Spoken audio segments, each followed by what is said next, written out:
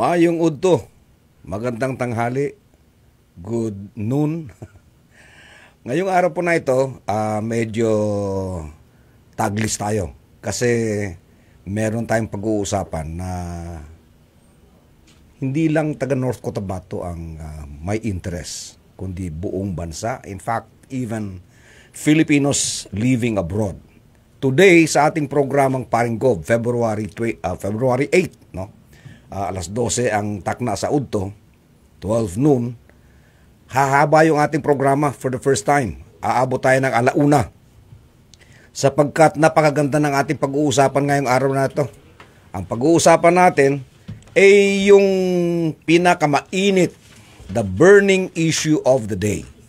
The impeachment of the Vice President of the Republic of the Philippines, Vice President Sara Zimmerman Duterte. Okay? Now, ang issue na ito actually ay headline ng lahat ng dyaryo, pero maraming mga katanungan, no? Maraming nagtatanong, ano ba yung impeachment na yan, no? So today, we will be coming to you live sa Facebook ko, live tayo. Live din tayo sa Facebook ng DXND NDBC. And of course, DXND ang ating carrier station. But we will also be heard over DXMS Cotabato City, Joy FM Kidapawan City, GNN FM Tulunan, Bandera FM Midsayap, Max FM Midsayap, Power Radio Midsayap, Ronda FM Kidapawan, Power Radio Mlang, Grace FM Matalam, and DXCA KA FM sa Arakan. Okay? So, maraming nag-aabang, maraming nag-aantay, daghan ng nagulat ni ini, o karong adlaw atong istoryahan ang pinakainit nga ang pinakainit ka issue. Sige lang, freewheeling lang tayo dito. This is not really a dili na formal yun nga nga ingon nato murag stiff ta, and this is going to be a freewheeling conversation, no? But mind you, we will not be discussing the merits of the case. Kasi ang akala ng iba, ito ay gagawin ko para depensahan si Vice President Sara Duterte. No. We will be discussing the impeachment in the context of ano bang impeachment? Sino ang cover ng impeachment? Tama ba yung pag-impeach kay ang procedure sa pag-impeach kay Vice President Sara Duterte, no? Ngayong araw na ito, inimbita ko ang isa sa pinakamatigas na abogado sa buong Pilipinas. And I say that in all pride, no? Proud ako na naging kaibigan ko ito. Practicing lawyer for 26 years. Kasi nag-umpisa siya 16 years old. Okay. And currently, siya ay Dean ng College of Law ng JMC College of Law, no, sa Davao City. Siya din po ay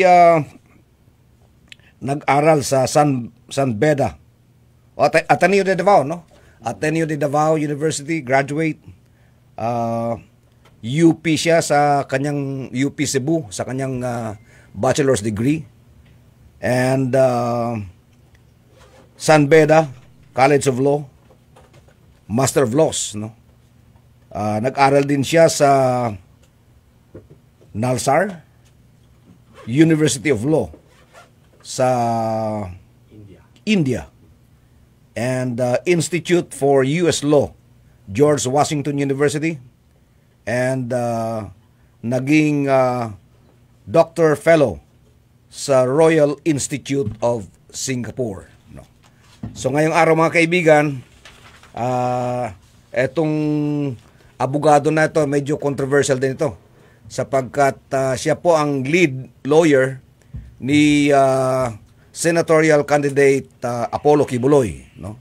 And although of course yung kanyang pagiging abogado ni Pastor Kibuloy has nothing to do with what we are going to discuss today.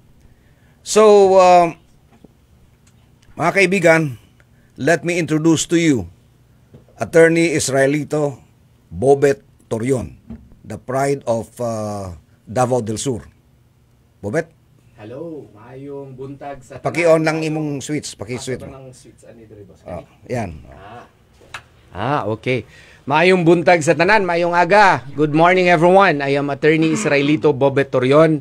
I canceled all my appointments to honor the invitation of a great man, my idol, no? Agriculture Secretary, former Agriculture Secretary, former MINDA Chairman, Emmanuel Manny Piñol. Kasi bossing ko ito talaga, matagal na kaming nagsama noon pa.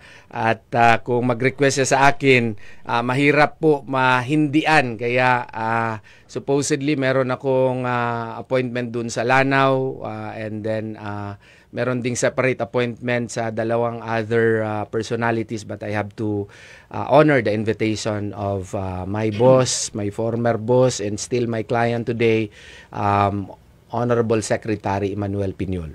Thank you, Attorney Torion.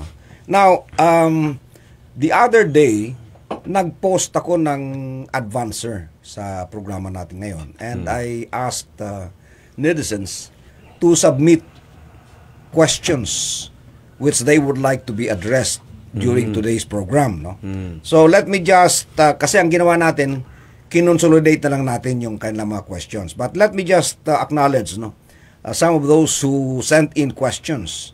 Si Anwar Tagol, si Arnel Espina, si Eugene Jean, si Antjon Asilo, si Nalia Rosato, si Marites Pasilan Kerobin, yung aking kaibigan, si Ali Makabalang, si Edgar Serrano, si Bongbong More, si Jules Godines Bacolod,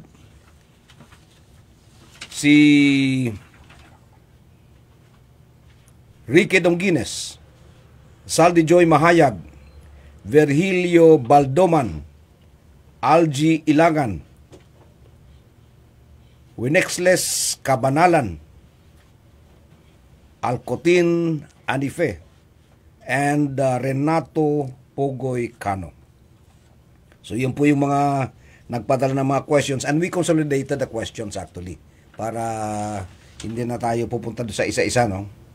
Now, unang question, Attorney Torion. Ano ba itong impeachment process? Well, the impeachment process is actually a constitutional process of removing high public officials, no, from public office. And accordingly, we copied this from the Greeks in the olden times, and British likewise enshrined this in their constitution, and the Americans also copied this from the British, and we also copied it from the Americans.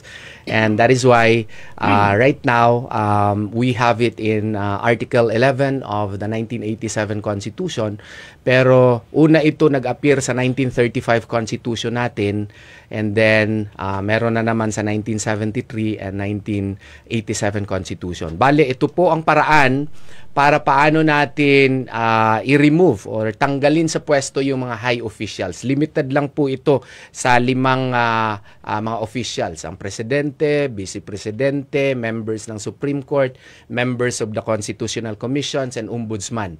Noong 1935 Constitution, 4 lang. President, vice-president, members of the Constitutional Commission, and the Auditor General, yung sa COA. Sa 1973 Constitution, naging 5. Pero wala yung vice president sa 1973 Constitution, no? President, members of the Constitutional Commission, tapos yung members ng Supreme Court, no?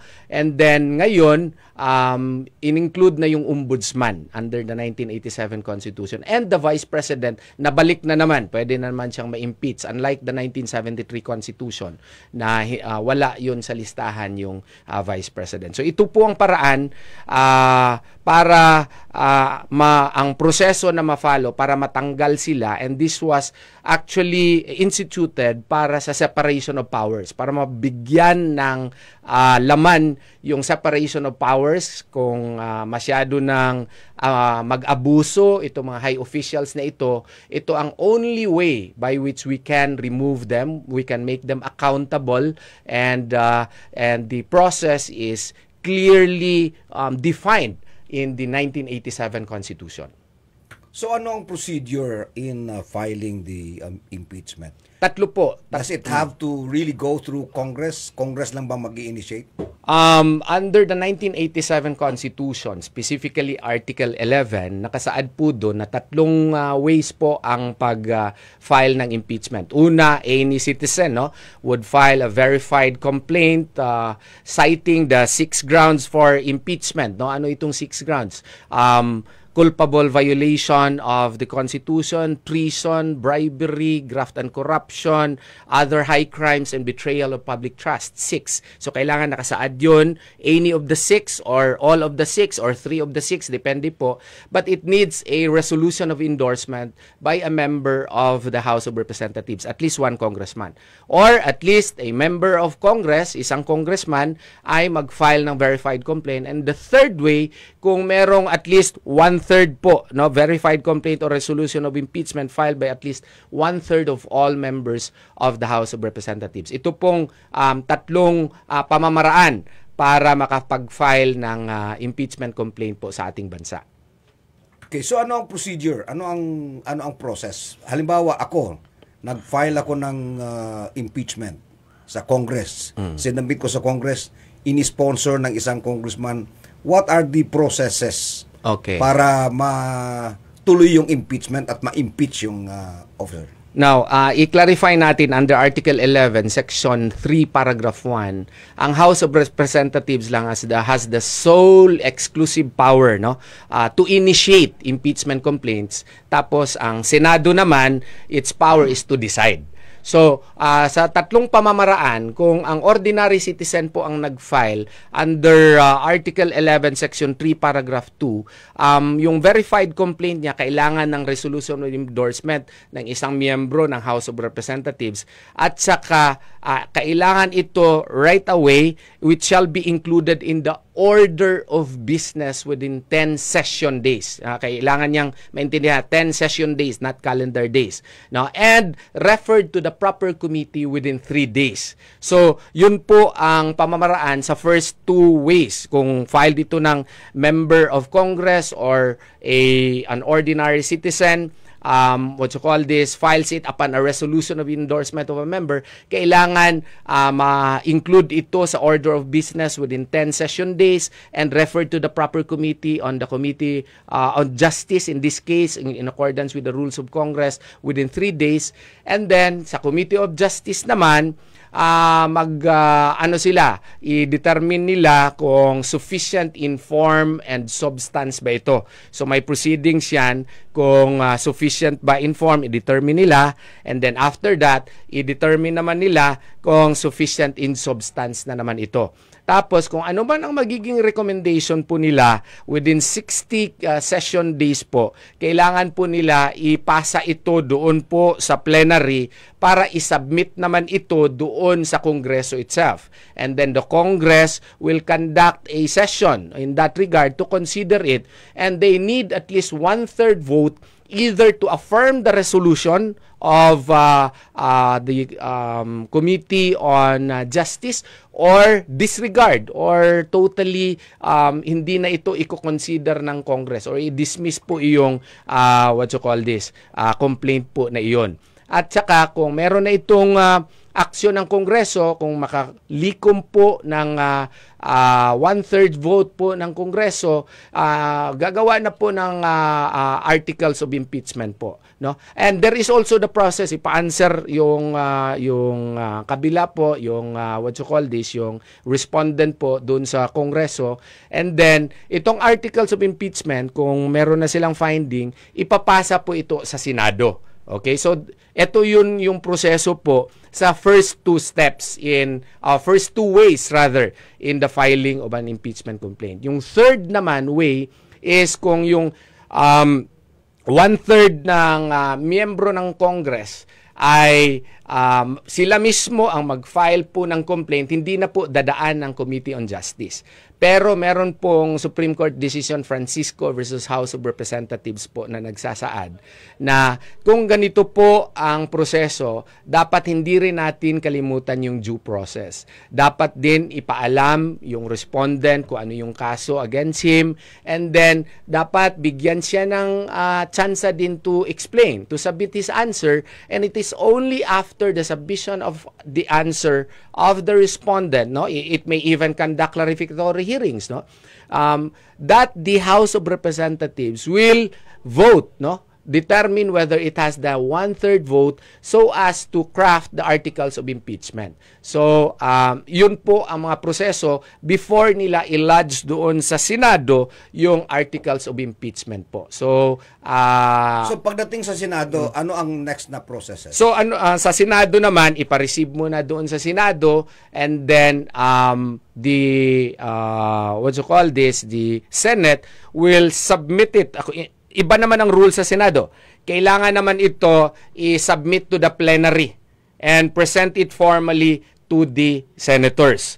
And then thereafter, the senators likewise will give chance to the respondent, no, to submit its answer. And then the other party, after receipt of the answer, may opt to file a reply. And then thereafter, the respondent will also have the privilege, kung gugustuhin niya, to file a rejoinder. Tapos, i-subject na ito for trial. No, may presentasyon po ng ebidensya doon, may direct examination, cross-examination, kada witnesses po. And then, after that, it will be submitted for resolution, and the Senate will decide on the matter. How long would it take for the Senate to decide? There is no, basta it has to be finished within that session. No, within the within the Senate session. Kasi if you are elected for a 3-year term, no, kailangan matapos within that term.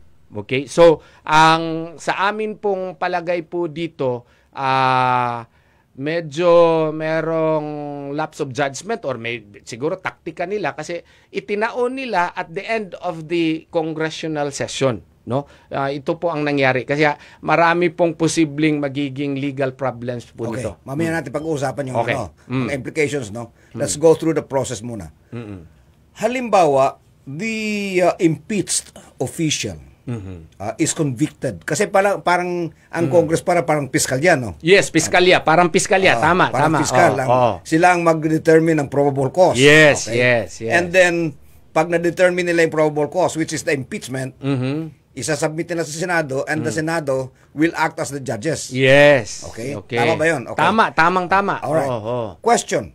Halimbawa, yung impeached officer is convicted. Ano ang penalty sa kanya? Okay. The penalty in accordance with the 1987 Constitution, and in the case of Corona, no, meron kasi yung misis niya nagpadala ng sulat later. This is a 2012 case na pwede ba makatanggap naman kami ng retirement benefits po ni Justice Corona kasi yung mga kaso sa kanya hindi naman natapos kasi namatay siya. So nagiging issue din yun, no? Kung kasi he was impeached and he was convicted, no? Now, the question is, can his wife receive the benefits according to the Supreme Court? Yes.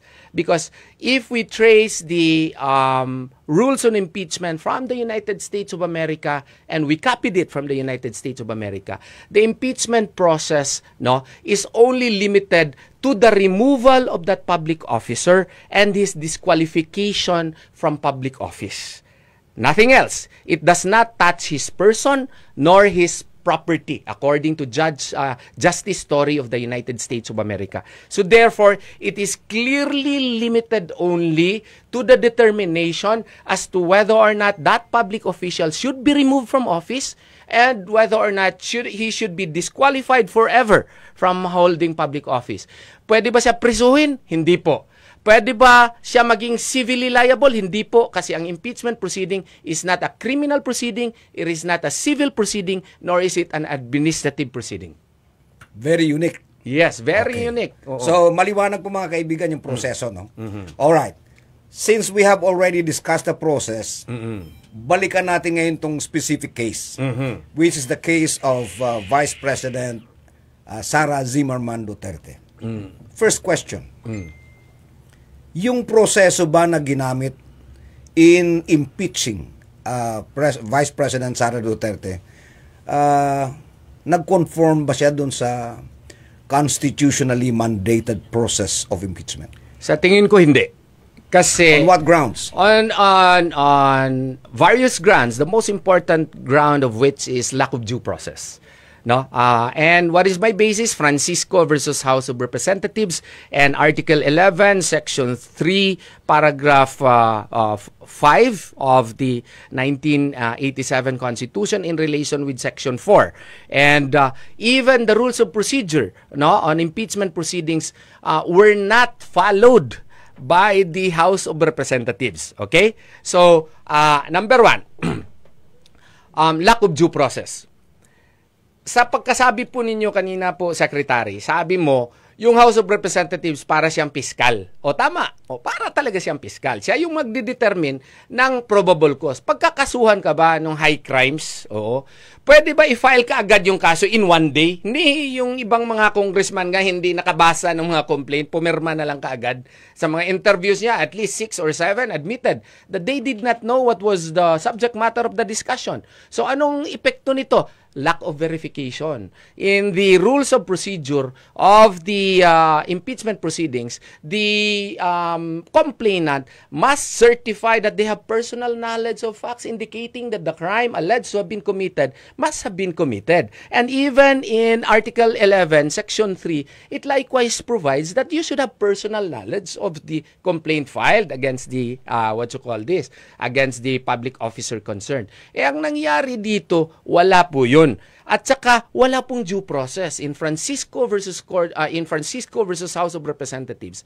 The Supreme Court was clearly emphatic. If you file it under Section 3, Paragraph 4, which is 1/3 vote, kasi just because you have the quantity, you have the number already, it does not give you the license, no, to disregard due process, because no person shall be deprived of life, liberty, or property without due process of law. All law students know that. That's Article 3 of the 1987 Constitution. So, kung hindi mo siya bigyan maski man lang tsansa to explain ano naman yung aking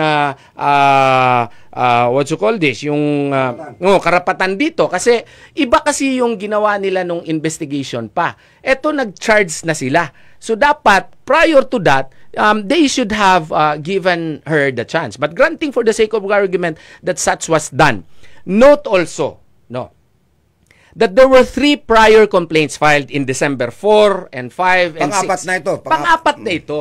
Okay, ano ba ang rules dyan? Okay, let's look at Article 11, Section 3, Paragraph 2. No, ang dalawa dun were filed by ordinary individuals, ordinary citizens. Okay, so the process should have been that it should have been included in the order of business within 10 session days and referred to the proper committee within 3 session days thereafter. This was not done. Okay? And then, yung...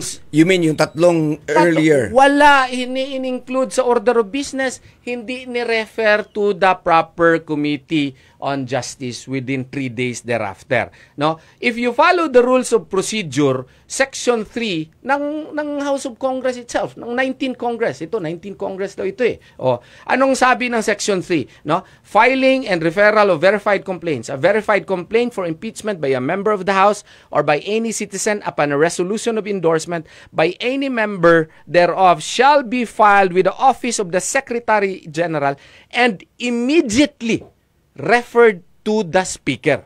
Tapos, yung Speaker requirement na i-refer sa Speaker yung complaint, wala nga yan sa Constitution. Nandun lang yan sa kanilang House rules. Pero maski yan, hindi finalo. Ano supposedly yung trabaho ng Speaker? The Speaker shall have it included in the order of business within 10 session days from receipt. And it shall then be referred to the Committee on Justice within 3 session days thereafter. hindi ito ginawa ng speaker. Okay? Now, bakit hindi nila ito gagawin? Meron po yang rason. Kasi sa Francisco versus House of Representatives po, ito, ano ba itong Francisco? Yung panahon ni Davide, noong 2003-2004 po, si Presidente Joseph Estrada nag-file ng impeachment complaint against Chief Justice Davide. Tapos, nirefer ito sa Committee on Justice. Pag-vote ng Congress. Ng Congress. Okay, ni-refer kasi within 10 session days kailangan ma-include yan sa order of business and then referred to the proper Committee on Justice within 3 session days. Na-follow yun during the time of President Estrada. Ang nangyari doon ay yung House Committee on Justice determined that the complaint was sufficient in form. Okay? Pero nung nag-determine na sila whether or not that the complaint was sufficient in substance, sabi ng Committee on Justice, ay wala, it's not. So, dinismiss on October 13 of 2003. Okay. Anong ginawa ngayon? Instead of the Committee on Justice filing a report to Congress within 60 session days, nandun yan sa 1987 Constitution natin. On October 23, 10 days thereafter, yung House of Representatives through Justice Teodoro, Congressman Teodoro and Puentebella, one day lang, in just one day, they were able to nakalikom sila ng more than 1/3 vote din, no? At saka hindi rin nabasa ng mga congressman, pirma lang kaagad sila at final sa Senado. Nag-file ng kaso ngayon yung Francisco versus House of Representatives. Questioning. Sino si Francisco? Si Francisco is one of the supporters of yung sa kay Justice Davide. Okay. So, nag-support siya sa stand doon kay Justice Davide. So, nag-file siya ng petition for certiorari doon sa Supreme Court po. Ang nangyari, according to the Supreme Court, ay mali po ito. Bakit ito mali? Kasi nga po, doon sa Francisco versus House of Representatives po, hindi po ito na-follow. Okay? So, kung hindi ito na-follow at saka wala rin daw talagang due process, no? Kasi hindi binigyan ng tsansa si Justice si Chief Justice Davide to answer the complaint and give his side of the story. Tsaka hindi na naging fiscal. Kung if we will use the parang they arrogated unto itself the determination of probable cause without really following due process. Hindi po tama 'yun. All right. Okay. Bago tayo magpatuloy mga kaibigan, remind ko lang kayo. Ang ating resource person is Dean Israelito Torion, Dean of the College of Law at isa sa pinakamagaling na mga abogado. In fact, ito yung nagpanalo ng MOA AD sa Supreme Court in 2008. And pinag-uusapan po natin yung impeachment ni Vice President Sara Zimmerman Duterte. We are not talking about the merits of the case. We are only talking about impeachment as a process and the processes involved in the impeachment. Pag-uusapan din po natin kung tama ba yung ginawa nilang pag-file ng impeachment kay Vice President Sara Duterte at kung sinunod ba nila yung proseso na nakasaad sa ating saligang batas. Okay. So given that explanation, Attorney, by the way, we are being heard over 11 radio stations all over South Central Mindanao.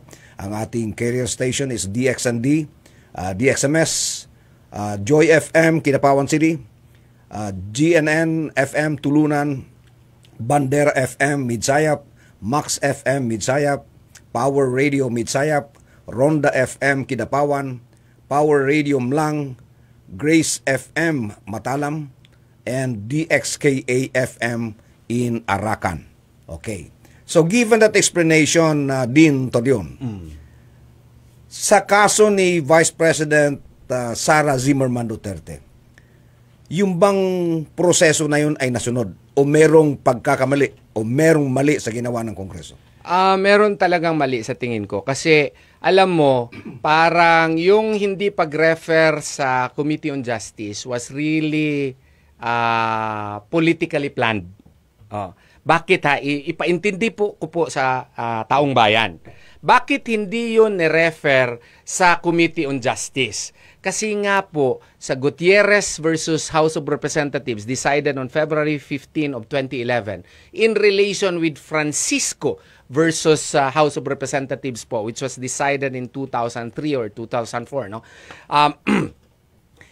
Nagsasabi kasi doon, sir, na kung ang complaint, no, na na-file ng isang ordinary citizen or complaint filed by a member of the House of Representatives is included in the order of business within 10 days and referred to the proper committee, mag-operate na po ang 1-year bar rule. Okay?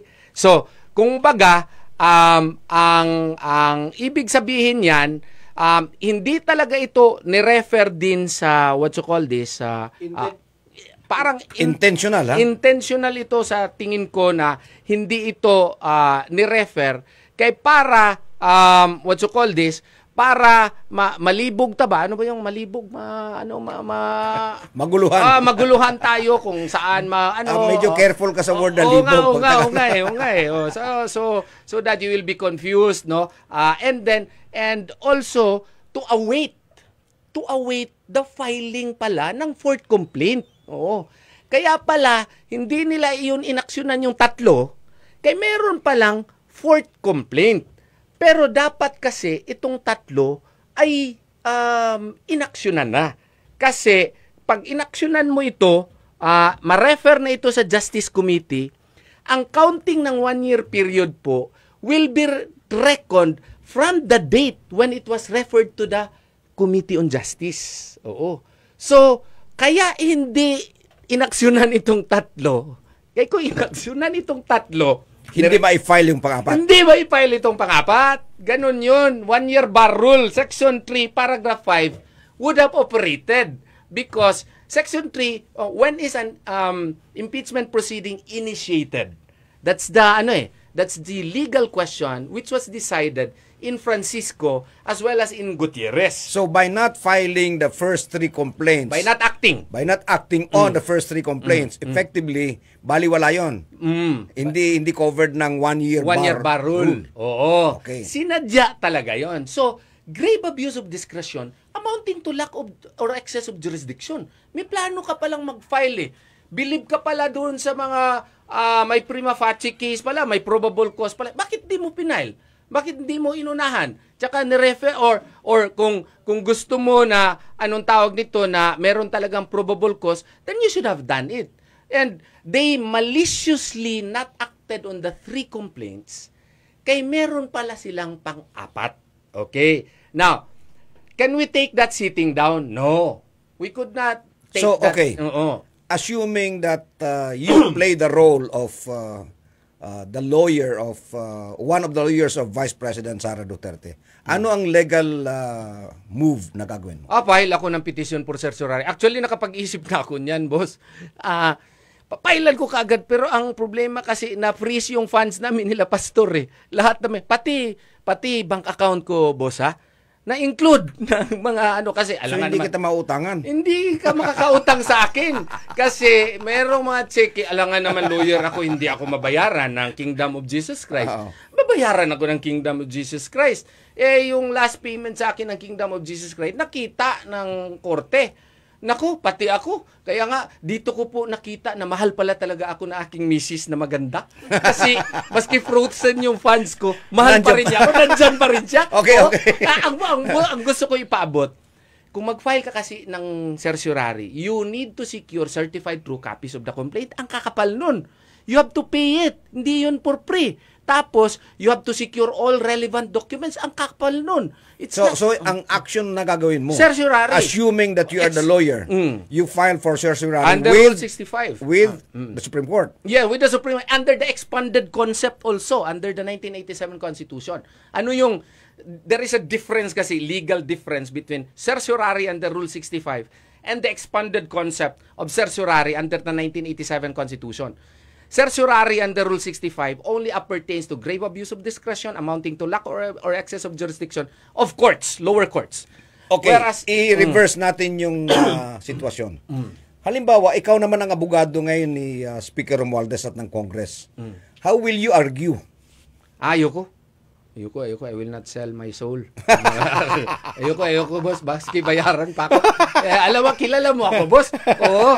Ayoko. Hindi ko ayaw mo mag-abogado sa kanila. Ayoko maski ilang billion pa yan. Ayoko mag-abogado dyan. Sorry. No, I will not accept it. Okay. I can anticipate their arguments, but I have counter-arguments to their anticipated arguments.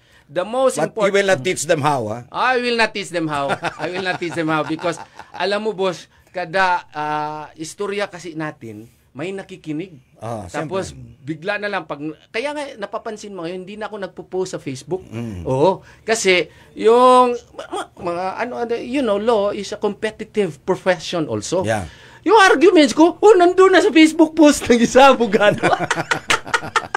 Kung hindi ka lang malakas sa akin, hindi ako magpunta dito ngayon, boss. Alright. Okay.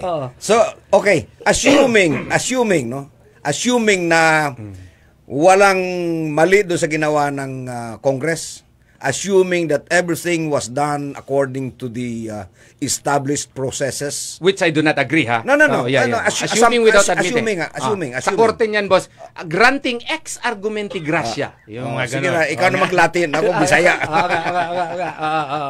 Okay, so assuming that everything was done according to the process stipulated in the Constitution, yung bang pag-file ng Congress on the last session day of the Senate, was it legal? Actually, siguro sinadya din nila yan, no? Sinadla nila kasi meron kasing provision in our 1987 Constitution that if it is filed, trial by the Senate shall start forthwith.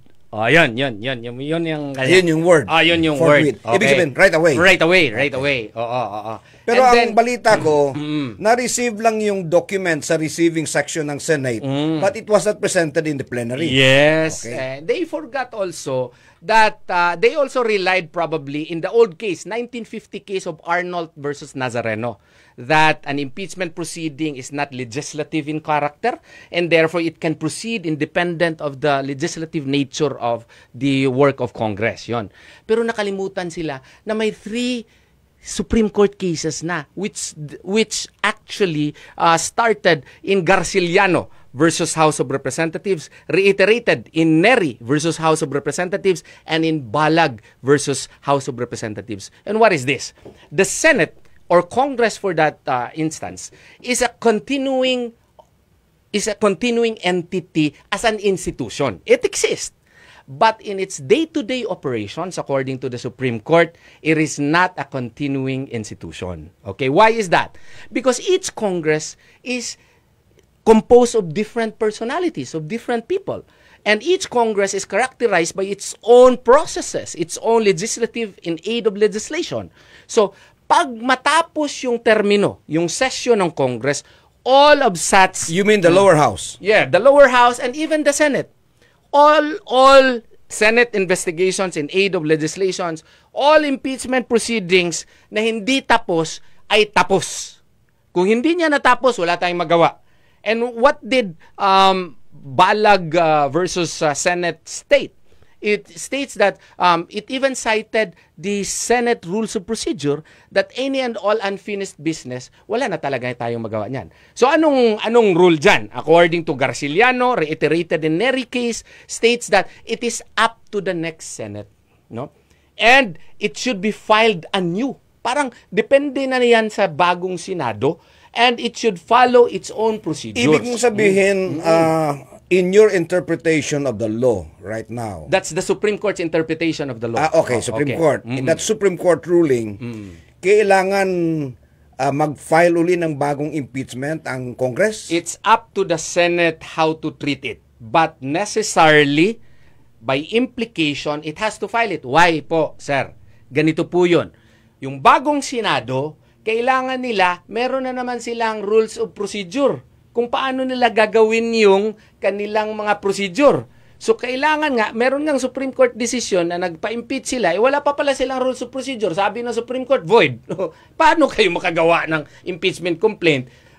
ano yun? Yung Francisco din yun. Oo. Na wala pa pala kayong rules of procedure. It was only published after The filing. The filing. Wala pa doon sa effectivity niya. Kasi 15 days after publication in accordance with Tanyada versus Tovera ruling eh. So, kung baga, depende na yan sa bagong Senado. Kailangan pa nila mag-publish ng kanilang own procedure. So, kung bagong procedure nila, you have to comply with the new procedure. So necessarily, i-refile mo yung complaint pursuant to the new rules of procedure. Yun po ang mangyayari. Ang nangyayari kasi ngayon, June 2 mag-resume po, boss, yung session. Hanggang June 30 na lang sila. Pero yung session days talaga nila, hindi naman talaga hanggang June 30. Sa pagkakaalam ko, hanggang June 13 lang ata. Oo. So, kung baga, would you have such... Assuming na 12 days. Assuming na, hindi kaya. Why? Ang proseso kasi doon sa Senate rules, the impeachment complaint has to be introduced properly in the Senate plenary. Ano yan sa sa Senate rules, sa majority floor leader. So, an impeachment complaint has been filed. I-schedule pa yan. Scheduling pa lang 7 days na. O 5 araw na lang naiunuwad sa iyo. Wala. Hindi yan matatapos ngayon na termino ng mga senador na ito. So, it is your position based on your interpretation of the Supreme Court ruling na since hindi matatapos sa Senado ngayon, no? And since magkakaroon ng eleksyon ng 12 bagong senador, yes, hindi pwedeng continuing yung impeachment. Hindi pwede. 3 Supreme Court decisions: Garciliano versus House of Representatives, Neri versus House of Representatives, Balag versus Senate. 3 rulings. 3 rulings po yan. Okay. Yes po. So, kung baga, it's up to the Senate whether they will take it up. They have that option. But the Senate has to institute its own rules. So, kung mag-institute sila ng own rules, necessarily, yung complaint na yun, mawawala talaga yun. Kung i-consider pa rin nila, that has to be filed again. Meron na namang problema dyan, boss. Ano yung problema? Ang problema dyan, Article 12, Section 3, Paragraph 5. Ano yun? 1-year bar rule. When do you determine the 1-year bar rule? Ipinail nila on February 5. So, from February 5, 1 year thereafter, you could not file an impeachment complaint against Vice President Sara Duterte. Ganun kaganda ang batas, boss, pag alam mo. Okay. Wow. Interesting. So, recap tayo. Recap. No? Okay. Number 1, ang iyong palagay, hindi nasunod yung mga proseso. Hindi nasunod. Sa Congress pa lang. Sa Congress pa lang. And you are saying that there was malice in not submitting the 3 earlier complaints to the Committee on Justice. Yes, because of Francisco versus House of Representatives. Kasi kung i-final nila yun, hindi nila ma-file tong number 4. Yes. Okay? So, para sa'yo, deliberate yun. na hindi ni-refer sa Committee on Justice para ma-file itong pang-4. Yes. Number 2 point mo, assuming na tama yung proseso sa first step na yon. Itong pang-4 naman, walang due process. Walang due process. Kasi? Diretso lang nila file. Wala nga proper verification, boss.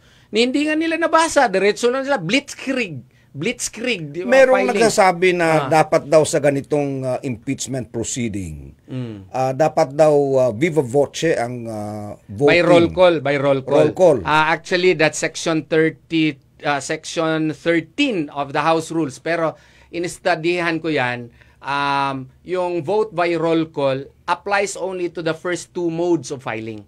Yung individual yung mag-file at saka yung House member mag-file sa determination after ng Committee on Justice determination, tapos i-determine nila yung 1/3 vote, yun House roll call yun. Silent ang rules nila kung 1/3 requirement. Okay. Pero according to Francisco versus House of Representatives, again, in relation with Gutierrez versus House of Representatives, kailangan yung due process requirement. Alright. So you're saying that by ignoring due process, merong legal basis ang mga abogado ni Vice President Sara Duterte na i-question sa Supreme Court at ipawalang bisa yung... Yes. I am excited to argue there if I will be given the chance to do that, no? Because really, this is a case which has an impact on the future of our nation. And if this case will be argued in the Supreme Court, I think there is a high chance that we will win, no? Kasi the manner of filing also and the timing of the filing also smacks of malice and bad faith, no?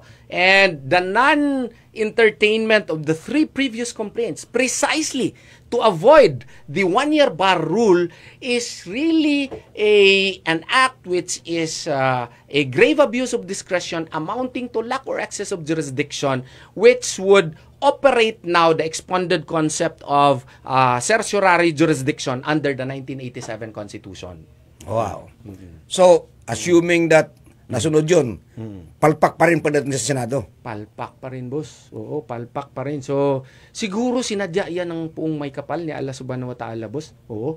Na siguro, ang lamang nila, siguro, no, marami silang pera. Ang dami nilang pera. Pero siguro, once you have so many resources, di ka na makapag-isip kasi akala mo kaya lahat ng pera, no? So, pero ang nakikita ko po dito, ang dami pong butas. Okay. And saka sir, we can even discuss the merits. Why? Because sub judice rule applies to court proceedings. This is a case which affects the entire nation. And this is a political process. So therefore, the people have the right to discuss even the merits on the case. Since binuksan mo yung pintuan na yan. Yes. Oh. Okay, very good. Yes. Since binuksan mo yung pintuan na yan, wala palang sub-judice rule. Walang sub-judice na rule makukover dito. sa mga bagay-bagay na ito. Yes. Okay. Could you please tell our listeners and viewers, ano yung mga kaso na ipinal nila against Vice President? Ano daw, yung sa nabasa ko lang ha, yung sa ma-remember ko lang, no? Yung attempt daw in the killing attempt to, assassination and yung sa life daw ng president, ng first lady at saka ng House of Representative Speaker. Tapos more on the funding 150 million pesos at saka yung extrajudicial killings daw ng presidente kasi somehow involved daw siya doon. Yun po ang maalala ko doon sa mga complaints. As to the, yung at yung threat daw to the life of the, I think they filed a case.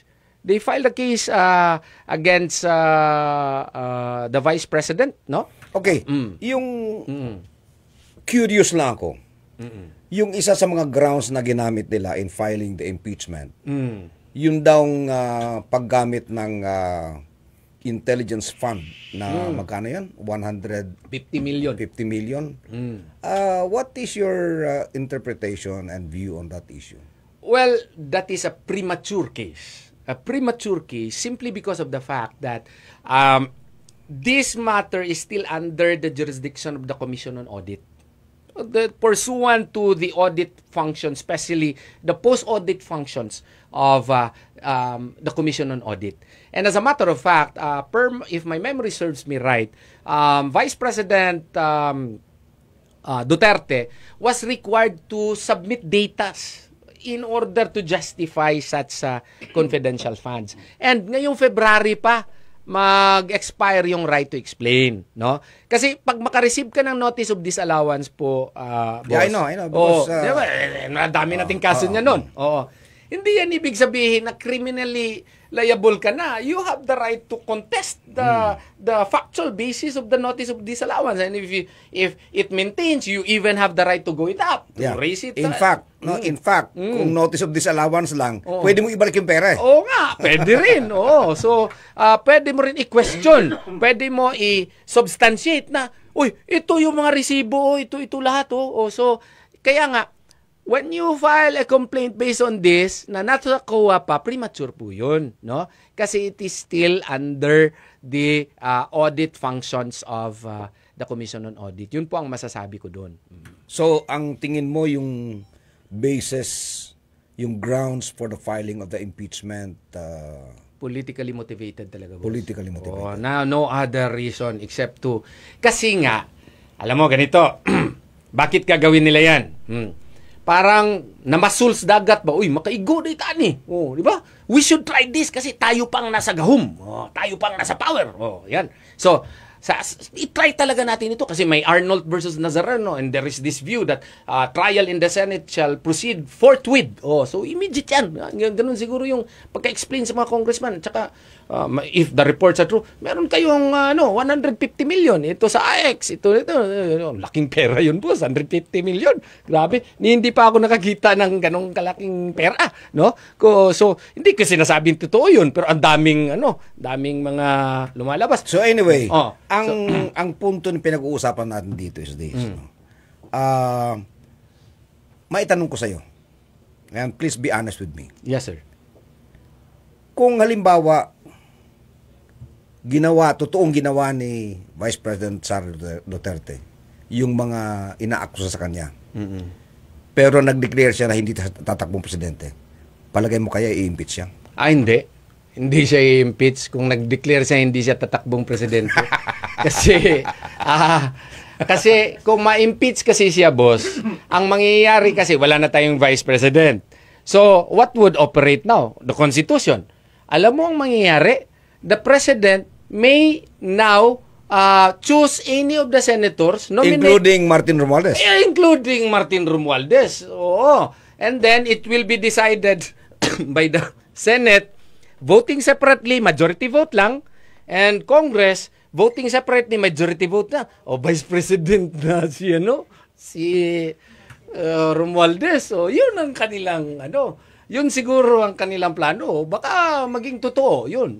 So pero the people nanonood po ang tao. So tingin ko doon nga sa amin sa Davao del Sur, yung aking kaibigan ko man yun, yung kanya mga poster tinanggal dahil sa galit ng mga tao. Kasi sobra na, grabe na ito. And we should speak out, even if they are friends and even if my wife is telling me not to talk about it, but I should talk about it because this is a matter of national concern. Alright. So, mag-recap tayo. Number 1, yung pag-file ng impeachment case against Vice President Sara Zimmerman Duterte was rushed. Blitzkrieg fashion. Giras, minadali. Okay. Number 2, sa punto mo, and you explained this very well, hindi sumunod sa proseso. Number 3, yung Senado, wala ng oras para i-tackle itong impeachment case na ito sapagkat babalik sila ng June 2 and then they only have about 12 days of session days. Number 4, sinasabi mo na hindi ito itatakal ng next Senate because citing what provision was that? Depende sa kanila kung itatackle nila, pero they have to set their own rules of procedure. So necessarily, kung itatackle nila, it has to be filed again. Kung i-file again nila, 1-year bar rule will operate. Alright. So ang sinasabi mo is whatever is the scenario, it looks like itong impeachment case na ito is all show. Fireworks, yes. Pero baka kung hindi tayo magmamasid and we will not fight for our rights, baka i-railroad. Kaya nga, we have to speak up. Alright. Very good. So mga kaibigan, sa nakalipas po na 55 minuto, ay napag-usapan po natin yung isang mahalagang issue na gumugulo sa isipan ng ating mga taong bayan. So sa mga nakikinig po ngayon, and I'm basing my conclusion on the analysis of the legal expert here, Dean Israelito Torion. Ang sinasabi niya is etong impeachment case na to is politically motivated. It did not follow procedure, and even if it followed procedure, it will face the problem of the lack of material time within which the current Senate will be able to tackle it. And dahil magtatapos na ito, ang Senadong ito, they will have to set their own rules and the impeachment will have to be refiled again, which then will be covered by the one-year bar rule. Yes. Ibig sabihin, for the next 12 months, ay hindi pwedeng filean ng impeachment si Vice President Sara Zimmerman Duterte. Yes po. But assuming na lahat nasa proseso, assuming na nag-succeed sila in convicting Vice President Sara Duterte, ano ang mangyayari sa kanya? She will be removed from office and disqualified to hold any other public office. So yun din ang isang dito purpose. Kung makatsamba sila, kung mag-succeed sila, hindi na makatakbo si Vice President Sara Duterte sa 2028. Kaya kailangan i-educate natin yung mga tao. Dapat alam ng mga tao kung tama ba ito o hindi. Kasi napaka mali po itong proseso na ito. Napaka irregular po. Kasi ang punot dulo nito ay ang effect kasi ng impeachment, removal from office and disqualification to hold public office in the future. So yun po ang magiging So you agree with me that itong nangyayari ngayon ay positioning to for 2028. 2028. Yes, clear as the sky. Na talaga. Positioning for 2028. Positioning for 2028 po. All right. So mga kaibigan, pasensya na, hindi po ako makapag-shout out ngayon kasi sobrang dami. Perting daghana ang nagko-comment sa ating live, ha? Hindi mapasusulat. Mga kaibigan, I hope that in the last 58 minutes we were able to explain fully etong burning issue of the day, which is the impeachment of Vice President Sara Duterte. At sana po ay naliwanagan kayo. Wala po kami sinabing panig kami kay Vice President Sara Duterte. Pinag-usapan lang po natin yung merits, yung proseso, at saka merits of the case. And yung assessment ni Dean Israelito Torion na sa kanyang palagay itong impeachment na ito ay politically motivated at preparasyon para sa 2028. Kanya pong pananaw yun. And we respect that. Ako naman, from my point of view, kasi identified talaga ako na Duterte, Duterte. maski anong gawin ko, may nakatatak sa noo ko na Duterte, di ba? But I assure you, I am looking at this issue actually as objective as possible, Pero of course, ako din ay nasisihan doon sa analysis ni Attorney Bobet Torion, And I'm happy that ganun ang kanyang analysis. Sana po yung mga nakikinig na nagtatanong at kinakabahan at natatakot, sana po ay naibsan ang inyong takot sa paliwanag ni Attorney Torion. To conclude, number one, sinasabi niya, yung pag-file ng impeachment case against Vice President Sara Duterte was malicious at the very start kasi hindi na tinanggap yung unang tatlong impeachment complaint para maipasok yung pang-apat. Number two, hindi sumunod ng tamang proseso sapagkat minadali. Hindi binigyan ng pagkakataon yung respondent na sumagot. Tama ba? And then, maski tama pa yon, wala nang material time for the incumbent senators to discuss or tackle the case. Sapagkat 12 session days na lang sila.